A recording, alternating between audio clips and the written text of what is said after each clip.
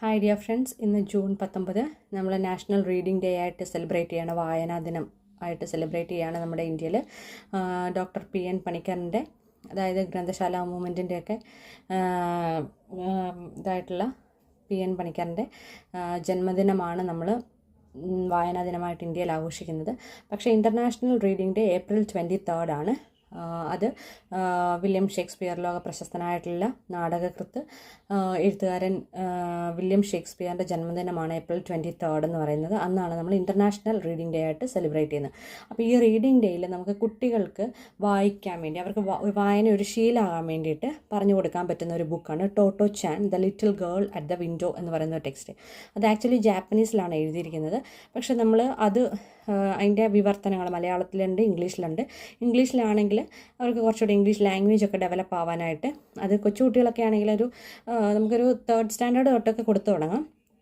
ആ സമയം തൊട്ട് അവർക്ക് വായനയോടൊരു ഇൻട്രസ്റ്റ് വരാൻ വേണ്ടിയിട്ട്. ഇപ്പോൾ കുഞ്ഞുണ്ണി മാഷ് പറഞ്ഞതുപോലെ വായിച്ചാലും വായിച്ചില്ലെങ്കിലും വളരും, പക്ഷെ വായിച്ചാൽ വിളയും, വായിച്ചില്ലെങ്കിൽ വളയും എന്ന് പറഞ്ഞതുപോലെ നമ്മുടെ കുട്ടികൾക്ക് നമ്മളൊരു ശീലം ഇട്ട് കൊടുത്തു കഴിഞ്ഞാൽ തീർച്ചയായിട്ടും അവർക്ക് അതിനോടൊരു താല്പര്യം ഉണ്ടാക്കിയെടുത്തു കഴിഞ്ഞാൽ തീർച്ചയായിട്ടും, ഞാൻ പറഞ്ഞല്ലോ, ഞാനൊരു അധ്യാപികയാണ്. ഞാൻ പഠിപ്പിക്കുന്ന ഒരു കുഞ്ഞ് രാത്രിയിൽ ഉറക്കമില്ലാതിരുന്ന് വായിക്കുമായിരുന്നു. അതായത് ആ കുഞ്ഞിൻ്റെ അമ്മ ഡോക്ടറാണ്.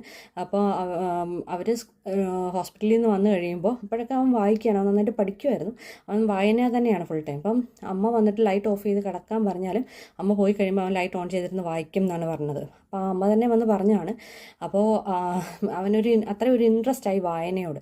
അപ്പം അതുപോലെ തന്നെ പല ടെക്നിക്സ് ഉണ്ട് അവർക്ക് വായനയോട് ഇൻട്രസ്റ്റ് വരാനായിട്ട്. അപ്പോൾ ഈ ഒരു ബുക്ക് അവർക്ക് കൊടുക്കുകയാണെങ്കിൽ, Totto Chan the little girl at the window എന്നാണ് ഇതിൻ്റെ പേര്. ഇത് ഒരു ആത്മകഥാംശമുള്ള ഒരു ഓർമ്മക്കുറിപ്പ് ആയിട്ടാണ് ഓഥർ എഴുതിയിരിക്കുന്നത്. അപ്പോൾ അത് ഈ ടോട്ടോ ചാൻ എന്ന് പറയുന്നൊരു പെൺകുട്ടി അവൾ വേൾഡ് വാർ 2 സമയത്ത് ടോക്കിയോയിൽ ഒരു സ്കൂളിൽ പഠിക്കുകയാണ്.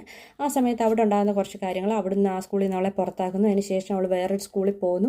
അവിടുത്തെ ടീച്ചേഴ്സിൻ്റെയും അവിടുത്തെ ഹെഡ് മാസ്റ്ററിൻ്റെയും ഒക്കെ ഇടപെടൽ കൊണ്ട് അവൾ വളരെ ഉയരങ്ങളിലെത്തുന്നു. അവളുടെ കഴിവുകളൊക്കെ അവൾ കണ്ടെത്തുകയും അങ്ങനെയൊക്കെ ചെയ്യുന്ന ഒരു ആദ്യത്തെ സ്കൂളിൽ നിന്ന് വ്യത്യസ്തമായിട്ടുള്ള ഒരു അന്തരീക്ഷമാണ് അവൾക്ക് 2ാമത്തെ സ്കൂളിൽ കിട്ടുന്നത്. അപ്പോൾ അതുകൊണ്ട് അവൾക്കുണ്ടാകുന്ന ഗുണങ്ങളും നേട്ടങ്ങളും ഒക്കെയാണ് ഈ കഥയ്ക്കകത്ത് പറയുന്നത്. അപ്പോൾ ഞാൻ കൂടുതലായിട്ട് പറഞ്ഞത് അതിൻ്റെ ആ ഒരു സസ്പെൻസ് ഒന്നും കളയുന്നില്ല. കുട്ടികൾക്ക് ഭയങ്കരമായിട്ട് ഇഷ്ടപ്പെടും. നമ്മൾ റീഡിങ്ങിനോട് താല്പര്യം വരാൻ വേണ്ടി കുട്ടികൾക്ക് പ്രിസ്ക്രൈബ് ചെയ്ത് കൊടുക്കുന്ന ഒരു ടെക്സ്റ്റാണ് ഈ ടോട്ടോ ചാൻ എന്ന് പറയുന്നത്. അപ്പോൾ അതിൻ്റെ പേര് ഞാൻ ഇവിടെ കൊടുത്തിരിക്കാം. ആമസോണിലും ഫ്ലിപ്കാർട്ടിലും ഒക്കെ അവൈലബിൾ ആണ്. അതല്ല ഇനിയിപ്പോൾ ബുക്ക് ഷോപ്സിലൊക്കെ അവൈലബിൾ ആണ് ടോട്ടോ ചാൻ. വലിയ വിലയൊന്നുമില്ല.